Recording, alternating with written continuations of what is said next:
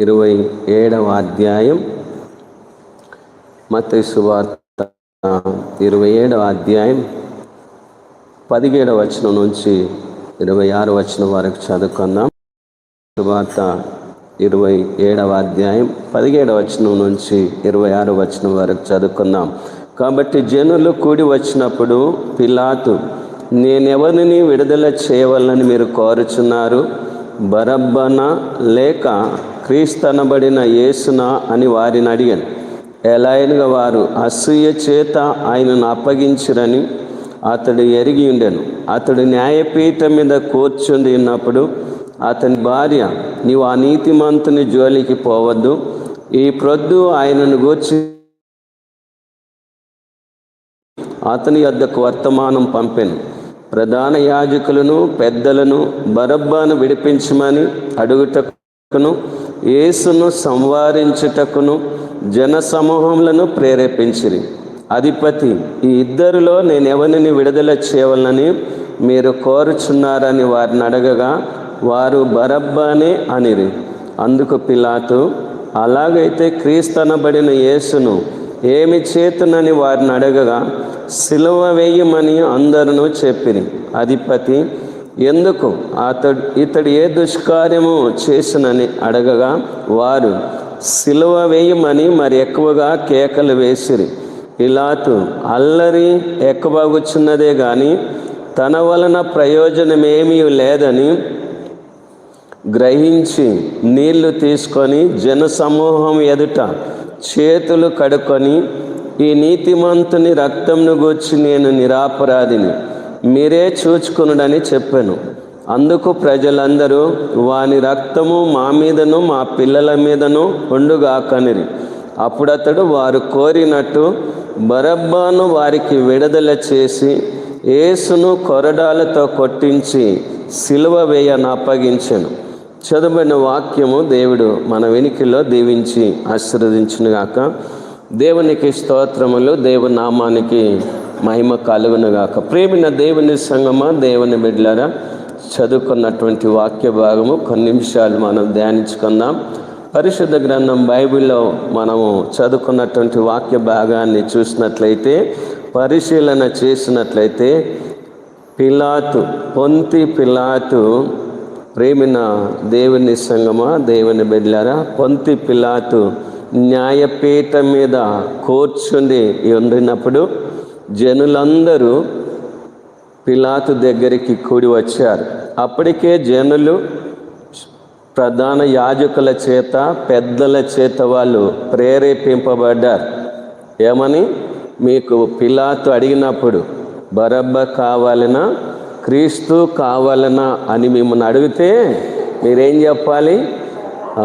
మాకు బరబ్బనే కావాలి అని. ఆయన ఎందుకు అతడు ఏ నేరం చేసినంటే మాకు బరబ్బనే కావాలని మీరు కేకలు వేయాలని చెప్పి ప్రధాన యాజకుల చేత పెద్దల చేత అధికారుల చేత వాళ్ళు ప్రేరేపింపబడి ఉన్నారు కనుక ఇప్పుడు న్యాయపీఠం మీద పొంతి పిలాతు అయిన అధిపతి కూర్చుండి ఉన్నప్పుడు ఆయన గమనించాడు, వీళ్ళు బరబ్బను అడుగుతారు. ఎలాగా? ఎవరిని అడుగుతారు? బరబ్బను అడుగుతారు. ఎందుకనగా వీళ్ళు అసూయ చేత నిండి ఉన్నారు. యేసు విషయంలో ఎలా నిండి ఉన్నారు? అసూయ చేత నిండి ఉన్నారని. మరి అసూయ చేతనే యేసును పట్టి కొట్టి తిట్టి నిందించి హింసించి దూషిస్తున్నట్లుగా న్యాయపీఠం మీద కూర్చొని ఉన్న పిలాతు ఎరిగి అడుగుతా ఉన్నాడు. చూద్దాం, ఇప్పుడన్నా ఒప్పుకుంటారేమో, సమ్మతిస్తారేమో, అంగీకరిస్తారేమో అని అడిగితే, మీకు బరబ్బా కావాలనా క్రీస్తు కావాలంటే వాళ్ళు ఏమంటా ఉన్నారు? ప్రియమైన దేవుని బిడ్డలారా, మాకు బరబ్బనే కావాలి. అయితే వాళ్ళు ఎలాంటి ఉద్దేశంతో కోరుతా ఉన్నారు? యేసు విషయంలో అసూయ కలిగి ఉన్నారు. ఎవరి విషయంలో? నీతిమంతుడును నిరాపరాధి, ప్రేమిన దేవుని బిడ్డలారా, న్యాయవంతుడు, యథార్థవంతుడు, పరిశుద్ధుడునైన యేసయ్య విషయంలో పాపాత్ములైన జనులు, జనులు పాపాత్ములైన జనులు. 5 రొట్టెలు 2 చేపలు యేసయ్య ఆశీర్వదించి పంచిపెట్టినప్పుడు మెండుగా తిన్న జనం. 7 రొట్టెలు కొన్ని చిన్న చేపలు ఆశీర్వదించి పంచిపెట్టినప్పుడు మెండుగా తిన్నటువంటి జనులు. యెరూషలేము దేవాలయంకు గాడిద మీద ప్రయాణం చేస్తున్న సమయంలో హోసన్నా జయం, ఏం జయం? హోసన్నా జయం, దావీదు కుమారునికి జయం అని కేకలు వేసిన వాళ్ళు, జయం పలికిన వాళ్ళు ఇప్పుడు బరబ్బా కావాలనా క్రీస్తు కావాలంటే ఏమడుగుతా ఉన్నారు? మాకు బరబ్బానే కావాలా. మరి క్రీస్తుని ఏం చేయాలా? ఆయనను సిలువకేయాలి. ఆయన ఏం నేరం చేసిండు? లేదు, ఆయనను సిలువకేయాలా. వాళ్ళ కేకలే గెలిచాయి. ఎవరి కేకలు? పాపాత్ముల కేకలే గెలిచాయి. ప్రేమిన దేవుని సంఘం వాళ్ళు ఎలాంటి ఉద్దేశంతో అప్పగించినట్ట 18వ వచనం ఆఖరి భాగంలో, ఎలా అయినగా వారు అసూయ చేత ఆయనను అప్పగించిరని అతడు ఎరిగి ఉండను. దేని చేతనంట? అసూయ, ఓర్వజాలను శాతలు కదా, మన వాడుక భాషలో కుళ్ళుబోతు శాతలు. ఏ శాతలు? కుళ్ళుబోతు శాతలు. మత్సరం ఏంటిది? మత్సరము ఎముకలకు కుళ్ళు లాంటిది, లోపల క్యాన్సర్ లాంటిది. లోపల ఎలాంటిది? క్యాన్సర్ లాంటిది. ఇది విశ్వాసులకు ఉండవలసిన లక్షణము కాదు, దేవుని సంఘములో ఉండవలసిన లక్షణమే కాదు. దీనికి చోటు ఇవ్వకూడదు. దేనికి? అసూయకు ఆత్మీయ జీవితంలో అసలు అవకాశం ఇవ్వకూడదు, చోటు ఇవ్వకూడదు కదా. ఒకరు గొప్పగా అయితే ఇంకొకరు ఓరవనే ఓరవరు. ఒకరు మంచిగా పాట పాడింది అనుకోండి, ఇంకొకరికి అంత పానం అంతా ఏంటి కలకల కదా. ప్రేమైన దేవుని బిడ్డలారా, ఒకరికి మేలు జరిగింది, లాభం జరిగింది, గొప్పగా అవుతా ఉన్నారనుకోండి, మిగతా పానం అంతా కలకల అవుతూ ఉంటుంది కదా. హృదయశుద్ధి గల వారు ధన్యులు, వారు దేవుని చూచెదరు. కాబట్టి దేవుని బిడ్డలకు ఏముండకూడదు? అసూయ, ఓర్వజాలను శాతలు ఉండకూడదు, మత్సరము ఉండకూడదు. పరిశుద్ధ గ్రంథం బైబిల్లో చూసినట్లయితే మొట్టమొదట యోసేపు. ఎవరు? యోసేపు. కలలు కన్న యోసేపు, భక్తిగా నీతి నిజాయితీగా ఉన్న యోసేపు చెడుతనమును బాల్యము నుంచి అసహించుకున్నాడు. ఎప్పటి నుంచి? చెడుతనమును బాల్యం నుంచి అసహించుకున్నాడు. అయితే ప్రేమైన దేవుని బిడ్డలారా, అన్నదమ్ముల చెడ్డ సమాచారం అంతా తండ్రికి చేరదేస్తూ ఉన్నాడు. అయితే ఆయనకు పడ్డ కళ్ళలన్నీ మరి అన్నదమ్ములతో పంచుకున్నప్పుడు అన్నదమ్ములు ఏం చేశారు? పగబట్టిను, మరింత పగబట్టారు. ప్రేమైన దేవుని బిడ్డలారా, ఒక దినాన అన్నదమ్ములందరూ గొర్రెలు మేపడానికి వెళ్తుంటే ఆ తల్లిదండ్రుల మాటకు లోబడి రొట్టెలు తీసుకొని పోయిన సందర్భంలో దూరం నుంచే యోసేపును గమనించారు. అరే, ఈ కళ్ళలు కనేటోడు రొట్టెలు మోసుకొని వస్తూ ఉన్నాడు, మరి వీనికి పడ్డ కళ్ళలు ఏమైతాయో చూద్దామని చెప్పి అన్నదమ్ములు 10 మంది పగబట్టి, ఎంతమంది? 10 మంది పగబట్టి బట్టలన్నీ ఊడదీసి ప్రేమిన దేవుని మీద నీళ్లు లేని గోతిలో పడేశారు. ఏ గోతిలో పడేశారు? నీళ్లు లేని గోతిలో పడేశారు. అదే దారి గుండా మిద్యానీయులు మరి ప్రయాణిస్తున్న సమయంలో, అరే నీళ్లు లేని గోతిలో ఉంచే బదులు ఆ మిద్యానీయులకు అమ్ముతూ వస్తుందని చెప్పి ఆ గోతిలో నుంచి పైకి తీసుకు 20 వెండి నాణ్యాలకు అమ్మేసింది. ఎన్ని? 20 వెండి నాణ్యాలకు అమ్మేశారు. అతడు ఆ రీతిగా ఐగుప్తు దేశానికి కొనిపోబడ్డారు. వాక్యంలో చూసినట్లయితే అపోస్తల కార్యం 7వ అధ్యాయం 9వ వచనంలో భక్తుడు స్టెఫెను ఏం చెప్తా ఉన్నాడు చూడండి. అపోస్తల కార్యం 7వ అధ్యాయం ఆ గోత్రకర్తలు మత్సరపడి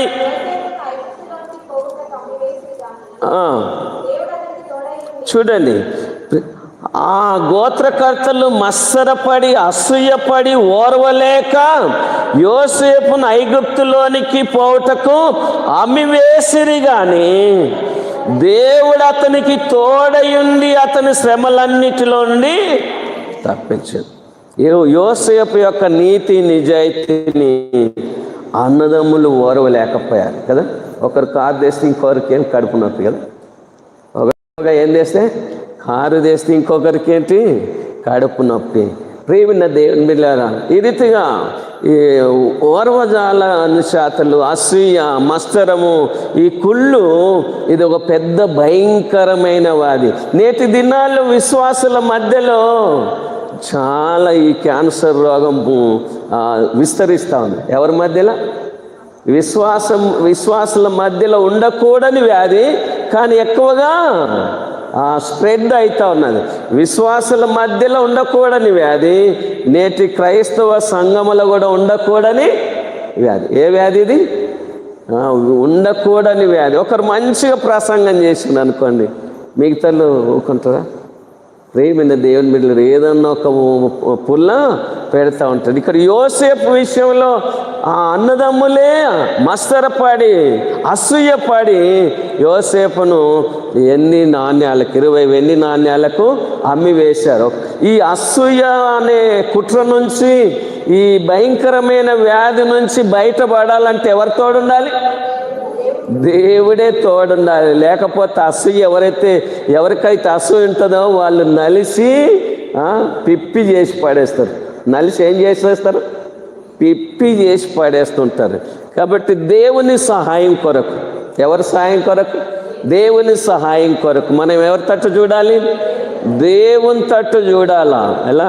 భక్తుడు అంటాడు కదా, కొండల తట్టు నా కన్నులు ఎత్తుచున్నాను, నాకు సహాయము ఎక్కడ నుండి వచ్చును? భూమిని ఆకాశం అందలి సమస్తమును సృజించిన యెహోవా వల్లనే నాకు సహాయము కలదు. ఎవరి వలన సహాయం కలగదు, దేవుని వలననే సహాయం కలుగుతుంది. అది ఎలాంటి పరిస్థితి ఉండని ఎవరి ద్వారా సహాయం కలుగుతుంది? దేవుని ద్వారానే సహాయం కలుగుతుంది. ఫిలిష్తీయుడు, ప్రియమైన దేవుని బిడ్డలారా, పరిశుద్ధ గ్రంథం బైబిల్లో చూసినట్లయితే ఫిలిష్తీయుడు గొలియాతు ఇశ్రాయేల్ మీదకి యుద్ధంకి వచ్చినప్పుడు, ఇశ్రాయేళ్లకు రాజు సౌలుకు ఉండినప్పుడు ఆ ఫిలిష్తీయుడు గొలియాతు ఏమంటా ఉన్నాడు? మీలో ఎవడైతే నాతోటి తలపడతాడో, యుద్ధం చేస్తాడో వాడిని నా మీదకి పంపండి.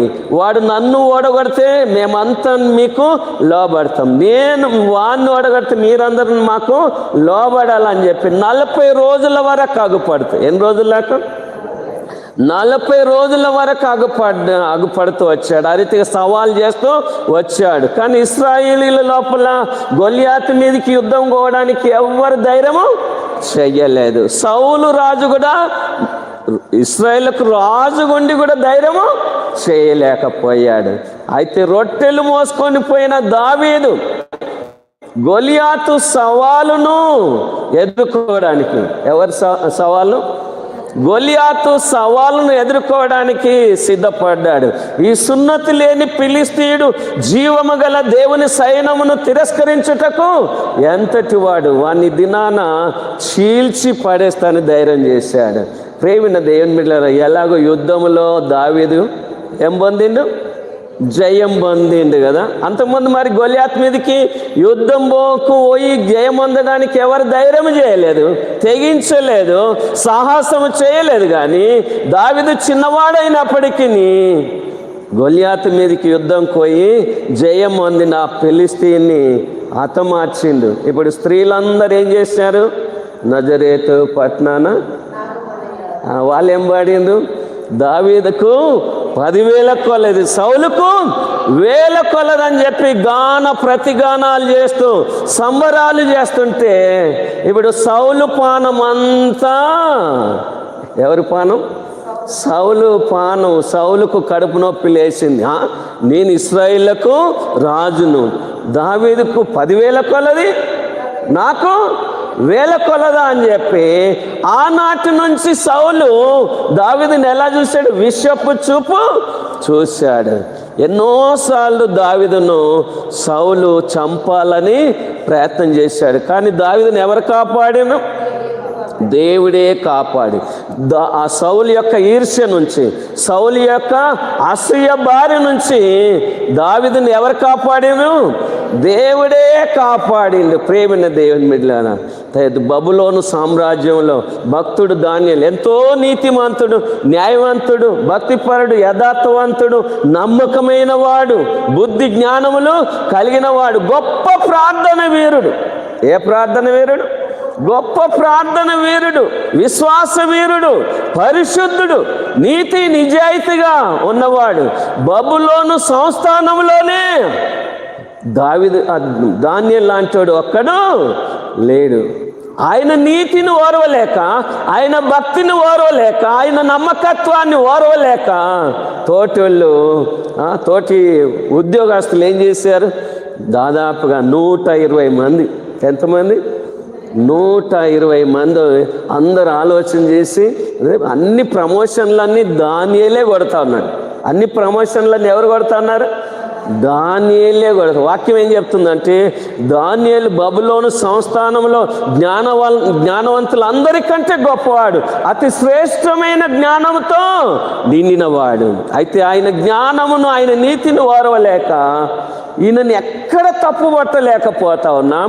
ప్రమోషన్లు, ఆధిక్యతలన్నీ ఈయననే కొట్టేస్తా ఉన్నాడు. మనం ఇంతమంది ఉండి కూడా ఏమీ చేయలేకపోతున్నాం. ఏ తప్పు దొరకలేడు. ఏమన్నా తప్పు పట్టాలని చెప్పి ఈర్ష్యతోటి, కక్షతోటి, అసూయతోటి ఓర్వలేక అందరూ మాట్లాడుకొని ఒక చట్టం తీసుకొచ్చింది. ఏమని? 30 రోజుల వరకు. ఎన్ని రోజులకు? 30 రోజుల వరకు రాజా ఎవ్వరు ఏ దేవునికి ప్రార్థన చేయకూడదు. ఎవరైనా చేస్తే నీకే చెయ్యాలి. కానీ దానియేలుకి అలవాటు. దానియేలుకి ఏంటిది అలవాటు? ఏం అలవాటు? రోజుకు 3 మారు ప్రార్థన చేయడం అలవాటు. ప్రేమిన దేవుని బిడ్డలారా కదా, భక్తుడు దానియేలు రోజుకు 3 మారు ప్రార్థన చేశాడు. యేసయ్య గెస్తెమనే తోటలో 3 మారు ప్రార్థన చేశాడు కదా. మనం మానక నిత్యము ప్రార్థన చేయాలి, విసుకక నిత్యము ప్రార్థన చేయాలి. ఆ బబులోను సంస్థానంలో ఉన్నటువంటి సైనికులు, అధిపతులు, మంత్రులు వారందరి బారి నుంచి కాపాడబడడానికి కారణం, సింహం బోన్లో నుంచి కాపాడబడడానికి ఏది ఆయనకు ఆసరైంది? ప్రార్థనయే ఆసరైంది. కాబట్టి మన చుట్టూ ఎంతమంది ఉన్నారు, ఎవరి మనసులో ఏముందో తెలియదు. కాబట్టి ప్రేమిన దేవుని సంగమా, ఏం మానకూడదు? యేసయ్య ముందే చెప్పాడు, మీరు శోధనలో ప్రవేశించుకున్నట్లు మెలకువని ప్రార్థన చేయడానికి. ఇప్పుడు యేసయ్యను కూడా ఓర్వలేక, ఆయన శాస్త్రుల వలె కాక, పరిసయ్యుల వలె కాక, అధికారము గల వాని వలె ఆయన బోధ చేశాడు. ఆయన బోధకు ప్రజలందరూ ఆశ్చర్యపోయారు. మాట చేత దయ్యములను వెళ్ళగొట్టాడు, గాలి తుఫానులను గద్దించాడు, లెక్కలేని అద్భుత ఆశ్చర్య కార్యాలు చేశాడు, ఎంతోమంది శిష్యులను తయారు చేశాడు. ఇప్పుడు అన్న ప్రధాన యాజకుడు ఓరలేకపోయాడు, కయప ప్రధాన యాజకుడు ఓరవలేకపోయాడు, మత పెద్దలు ఎవరు కూడా ఓరవలేక అసూయ చేత పిలాతుకు అప్పగించారు. ఎవరికి? పిలాతుకు అప్పగించారు. కాబట్టి మన లోపల ఏముండకూడదు? అసూయ ఉండకూడదు. అసూయ లేకపోతే, ఇంకా ఆ క్యాన్సర్ వ్యాధి లేకపోతే దేవుని మందిరంలో సంతోషమే సంతోషం, ఆనందమే ఆనందం. ప్రేమిన దేవుని మీద దినాల్లో సంఘాల్లో చీకటి ప్రవేశించడానికి కారణం ఏంటిది? అంధకారం చోటు చేసుకోవడానికి కారణం ఏంటిది? చాలామంది హృదయాల్లో అసూయ చోటు చేసుకోవడం, ఓర్వజాలని శాతలు, మస్తరం, కుళ్ళు చోటు చేసుకోవడం బట్టి, దాన్ని బట్టి లోపల ఒక చీకటి ఉంటుంది. కాబట్టి పెదవులతోటే మాట్లాడతారు కానీ లోపల ఏముంటుంది? కుళ్ళు ఉంటుంది. కనుక ప్రియమైన దేవుని బిడ్డలారా, సరైన నీతి నిజాయితీతోటి సహకరించరు, సరైన నీతి నిజాయితీతోటి సహకరించరు. కాబట్టి ప్రియమైన దేవుని బిడ్డలారా, ఒకవేళ నీతి నిజాయితీ సహకరిస్తే ఎంతమంది ప్రార్థన పని? అది పెద్ద సమస్య ఏం కాదు. సహకరించకపోవడం ఒకటి. ఆ సహకరించకపోవడానికి కారణం ఏంటి? లోపల టైం లేకని కాదు, ఓపకని కాదు, టైం లేకని కాదు, ఓపక అని కాదు. లోపల ఏమున్నది? ఒక చీకటి బుద్ధి, ఒక అసూయ, ఒక ఈర్ష్య, ఒక మత్సరము, ఒక కుళ్ళుబోతు శాతం. కాబట్టి హృదయ శుద్ధి గలవారు ధన్యులు. వారు ఎవరిని చూస్తారు? దేవుని చూస్తారు. దేవుని బిడ్డలకు దిల్లు ఎట్లుండాలి? దేవుని దగ్గరికి వచ్చినప్పుడు సాఫ్ ఉండాలి. సామెత ఉంది కదా, నియత్ మే కచరైతా. దేవుని దగ్గరికి వచ్చినప్పుడు విశ్వాసుల గుణం ఎట్లుండాలి? దేవుని విషయం వచ్చేసరికి నియతు సాఫ్ ఉండాలి, యథార్థంగా ఉండాలి. అది ఉండలేకపోతుంది. వాక్యము తెలుసు, బోధలు తెలుసు, రెఫరెన్సులు తెలుసు, కానీ లోపల ఒకటి అది అంతరాత్మలో గూడు చేసుకుంటుంది. ప్రేమిన దేవుని బిడ్డలారా, అసూయ మన దరిదాపున రానియకూడదు. అసూయ ఉన్నప్పుడు ఆటంకమే ఉంటుంది, అడ్డుకుంటారు. ప్రేమిన దేవుని బిడ్డలారా, కాళ్ళకు అడ్డం పెడతారు, బోలర బొక్కల పడవలసిందే, మూతి పనులు రాలవలసిందే. ఇది ఎవరి మధ్య లెక్క పని చేస్తుంది? వాక్యం బాగా తెలిసిన వాళ్ళ మధ్యలే, ప్రార్థన బాగా తెలిసిన వాళ్ళ మధ్యలే. ఈ దినాల్లో ఇంత ఐక్యత అందం పోవడానికి కారణం ఏంటిది? సంఘాల్లో ఐక్యత, ఆనందము, మరి సహోదర భావం పోవడానికి కారణం ఏంటిది?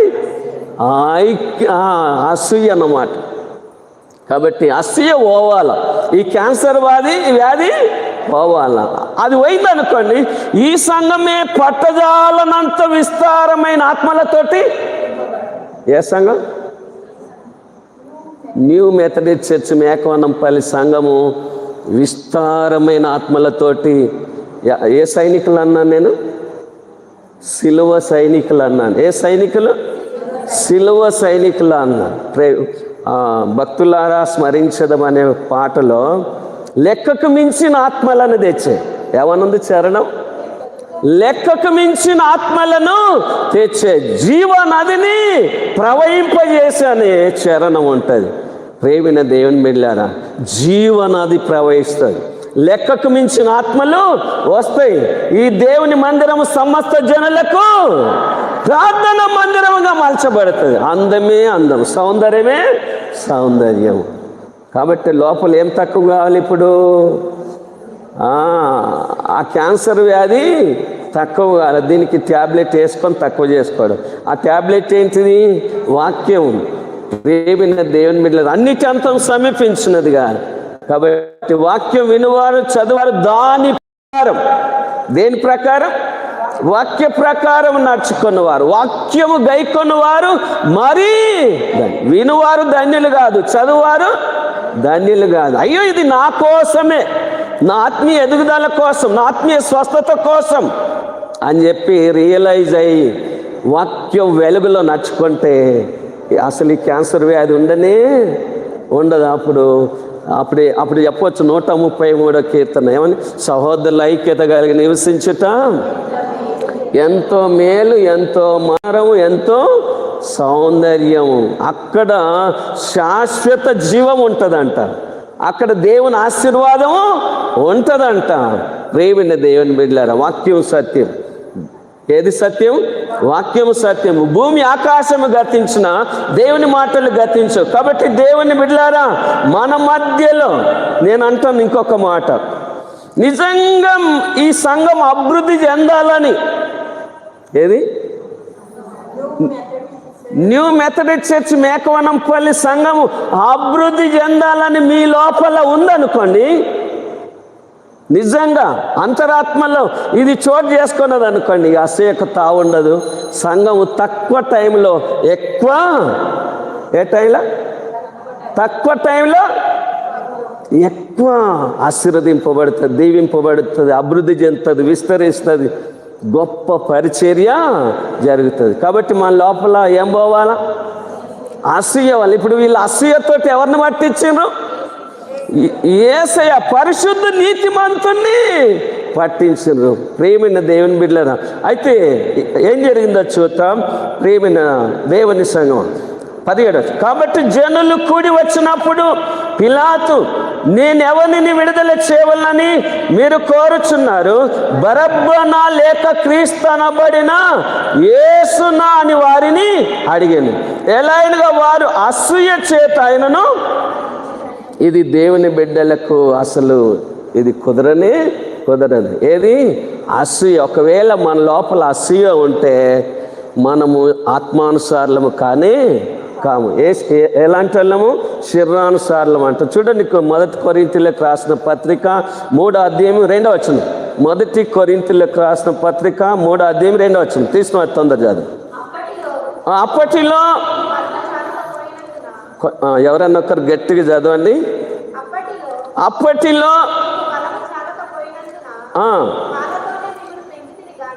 పాలతోటే మిమ్మల్ని పెంచుతుంది అని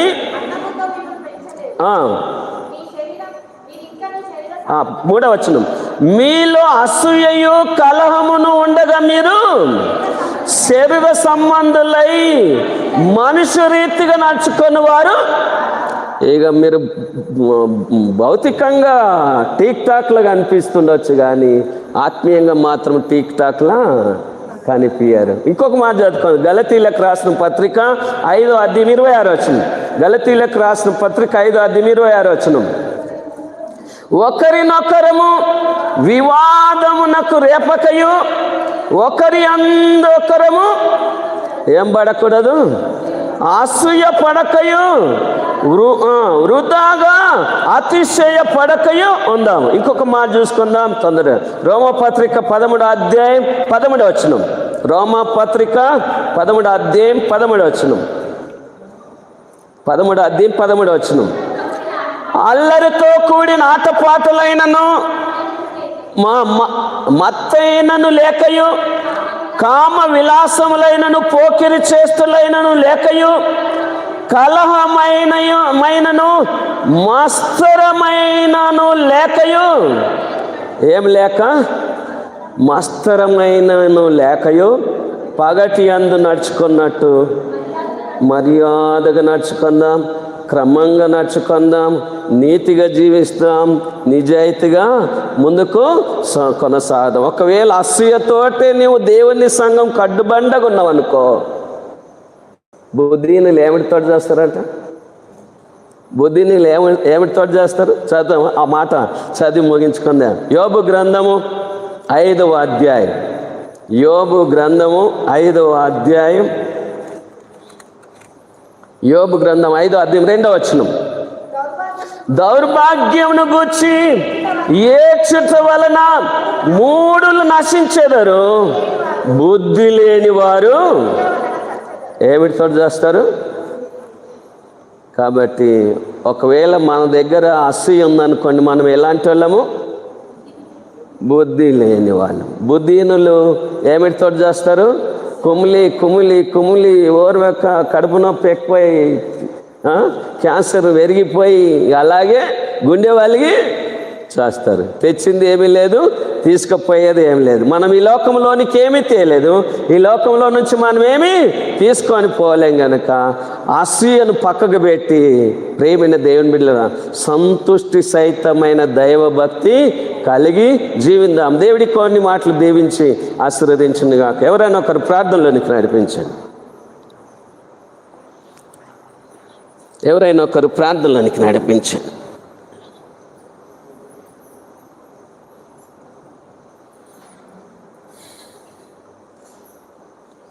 అందరూ మోకరించి తల వంచి కళ్ళు మూసుకున్నట్లయితే ఎవరైనా ఒకరు ప్రార్థనలోనికి నడిపించు.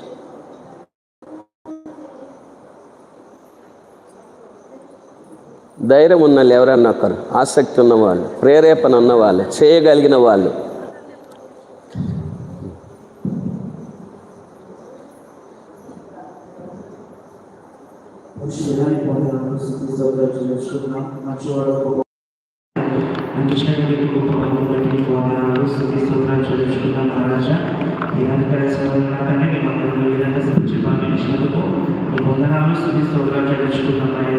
గొప్ప దేవుడు, మంచి దేవుడు, ఉన్నవాడా స్థుతి వందనాలు చెల్లించుకుంటున్నాం తండ్రి. ప్రతి దినం నా తండ్రి ఈ విధంగా స్థుతించి ఆరాధించే కృపను నాకు అందరినీ దయచేసిన విధానం బట్టి నీకు వందనాలు స్తుతి స్తోత్రాలు చెల్లించుకున్నాను నా తండ్రి. ఇదిగోనైనా నా నాన్నగాడు నా తండ్రి ఇక మీరు చేసిన పనుల కోసం నా తండ్రి మా మీకినైనా నా తండ్రి ఇక పాప శిక్ష రాకూడదని నా తండ్రి మీరు నాన్నగాడు నా తండ్రి ఇదిగోనైనా కలర్స్లో బలియాగమైన నా తండ్రి ఏ పాప జరిగిన నీవు నా తండ్రి ఏ దోషం జరిగిన నీవు నా తండ్రి ఆ కలర్స్లో నా తండ్రి ఈ రక్తాన్ని క్షమించి నా తండ్రి నీ శరీరాన్ని నలగొచ్చుకున్న నా తండ్రి ఇదిగోనైనా కలర్స్లో నీ ప్రాణాన్ని అర్పించుకున్నాను నా తండ్రి ఇదిగోనైనా తండ్రి నువ్వు చేసిన శ్రమలు నా తండ్రి గుర్తులు తెచ్చుకుంటున్నా తండ్రి ఈ రోజు నా తండ్రి ప్రతిదినం నా తండ్రి ఈ విధంగా నా తండ్రి నిశ్చించి ఆదరించే కృపను దయచేస్తున్న విధానం బట్టి నీకు వందనాలు స్తుతి స్తోత్రాలు చెల్లించుకుంటాం నా తండ్రి ఇదిగోనైనా నా తండ్రి నిజంగా ఏసయ్య ఇందాక నా తండ్రి ఇంతపడ్డ వర్తమానం బట్టి కూడా నీకు వందనాలు స్తుతి స్తోత్రాలు చెల్లించుకుంటాం నా తండ్రి మరొక విషయం కానీ కుళ్ళు కుదరకుండా నా తండ్రి ఒక మంచి హృదయాన్ని మాకు దయచేయమని అడుగుతున్నాం నా తండ్రి ఇదిగోనైనా ఏసయ్య నా తండ్రి అలాంటి ఉండకుండా నా తండ్రి ఇదిగో నా తండ్రి నీ ఆత్మ నింపుతాలని మాకు దయచేయమని వేడుకుంటున్నాం ఏసయ్య నీకు వందనాలు స్తుతి స్తోత్రాలు చెల్లించుకుంటున్నాం నా తండ్రి ఇదిగో సహోదర భావంతో నా తండ్రి అందరం నా తండ్రి ఐక్యమత్యంగా ఉండి నా తండ్రి నీ నామాన్ని నిలబరిచే రీతిగా నా తండ్రి అందరినీ వాడుకోగలని ప్రార్థిస్తున్నాం. కృపగల రాజ్యాధ్యాయులు నా తండ్రి నీకు స్తుతి వందనాలు చెల్లించుకుంటున్నాం నా తండ్రి ఇదిగోనైనా ఏమి నేను మాకు ఇదిగో నీ తండ్రి నీ ప్రేమతో నా తండ్రి నీ కృపతో నా తండ్రి నీ హక్కును చేర్చుకున్న నా తండ్రి ఇదిగో నేను ఇచ్చిన ఉచితమైన రక్షణ బట్టి నీకు వందనాలు స్తుతి స్తోత్రాలు చెల్లించుకుంటాం. నా మా పేర్లన్నీ నా ఏసయ్య జీవనంలో రాసుకున్న విధానం బట్టి నీకు స్తుతి వందనాలు చెల్లించుకుంటాం నా తండ్రి ఇదిగోనైనా సంఘాన్ని దీవించండి ఆశీర్వదించండి నా తండ్రి ఇంకా అభివృద్ధి పక్షులను నడిపించున్నాం లోకమందున నా ఏసయ్య నీకే స్తుతి వందనాలు చెల్లించుకుంటున్నా తండ్రి ఇదిగో నా తండ్రి సంఘంలో ప్రతి ఒక్క ప్రాణాక్షం బట్టి కూడా ప్రార్థిస్తున్నాను నా తండ్రి ఇదిగోనైనా నా ఏసయ్య ఇలాంటి అక్కడ ఉన్న ఇలాంటి నా తండ్రి అవసరం ఉన్న సంఘంలో నా తండ్రి దీవించండి ఆశించండి సంఘస్థులందరినీ నేను దీవించండి ఆశించండి నా తండ్రి ఎవరు ఎలాంటి అవసరాలతో ఉన్న నా తండ్రి ఎవరి మొదలను ఆలోచించిన నా తండ్రి ఏసయ్య నా తండ్రి వారికి అవసరం ప్రతి ఒక్క అవసరం నాలుగు తీర్చున్నాం వేడుకుంటున్నాం ఇదిగో నేను ఏసయ్య నా తండ్రి అనారోగ్యంతో ప్రతి ఒక్కరినైనా నీ కాయపై అసలు చేయడం నా తండ్రి పుట్టి స్వస్థ పశువులను అడుగుతున్నాను నా తండ్రి ఇదిగో నేను ఏసయ్య చదువుకున్న బిడ్డల బిడ్డ కూడా ప్రార్థిస్తున్నాను తండ్రి ఎగ్జామ్స్ రాస్తున్నారు నా తండ్రి వాళ్ళకి నచ్చి తెలియని జ్ఞానం అనుగ్రహించండి ఇదిగోనైనా పంట పొలాలను దీవించండి ఏసయ్య పశుపక్షాలను దీవించండి నా ఏసయ్య గర్భఫలం కూడా ప్రార్థిస్తున్నాను మంచి గర్భఫలం అందించమని వేడుకుంటున్నాం ఇదిగో నా తండ్రి నీ వివాహాల కోసం నిరీక్షిస్తున్న మంచి సహాయం దయచేయమని వేడుకుంటున్నాం. మహాగరుడ మహోన్నత రాజ్యంలో నా తండ్రి మీకు స్తుతి వందనాలు చెల్లించుకుంటున్నాం. యవనస్తులను బట్టి కూడా ప్రార్థిస్తున్నాను తండ్రి ఇదిగోనైనా ఏసయ్య యవన కాలంలో నీకు ప్రార్థించిన తండ్రి ఎంతో మేలు మనవారు ఉంచుకున్న నా ప్రభా ఇదిగోనైనా ఏసయ్య యవన కాలంలో నా తండ్రి ప్రతి ఒక్క నా తండ్రి యవనస్తుడిని నా తండ్రి నీ సన్నిధాన్ని నడిపించి ప్రతి ఒక్కరిని పర్మనెంట్గా వాడుకోవాలని ప్రార్థిస్తున్నాం. నిజరేయడానికి స్థితి వందనాలు చెల్లించుకుంటున్నాను తండ్రి ఇచ్చిన ఇంత మంచి భాగం బట్టి నీకు వందనాలు స్తోత్రాలు చెల్లించుకుంటూ నేను అందరినీ గృహాలకు వెళ్ళాలంటే ఉపాధి సన్నిధి నుంచి తిరిగి నా తండ్రి నేను అందరం నా తండ్రి నీ సన్నిధానంలో ఈ విధంగా స్థుతించి ఆలోచించి కృపను దయచేయగలను ప్రార్థిస్తూ ఈ సునామంలో ప్రార్థించి వేడుకుంటున్నా తండ్రి. మా తండ్రి నీ నామం పరిశుద్ధ పరచబడుగాక, నీ రాజ్యం వచ్చుగాక, నీ చిత్తం పరలోకమందు ఎలాగో అలాగే భూమి యందు నెరవేరునుగాక. మాకు కావలసిన అనుదినారం నేడు మాకు దయచేయం. మా రుణస్థులు మేము క్షమించు ప్రకారం మా రుణములు క్షమించు. మమ్మల్ని శోధనలు అయితే కాకిని తప్పించు. ఎందుకంటే రాజ్యం బలం మహిమ నిరంతరం నీవైనావు స్వామి. ఆమేన్. ఇప్పుడు మన తండ్రి దేవుని ప్రేమయు ప్రభువైన యేసుక్రీస్తు కృపయు పరిశుద్ధాత్మిక అన్యోన్య సావాసం త్రియేక దేవుని దీవెన ఆశీర్వాదం కూడి వచ్చిన మనకందరికీ సంఘం అంతటితోను ఇప్పుడు నిలపును సదాకాలం తోడైనగాక. ఆమేన్.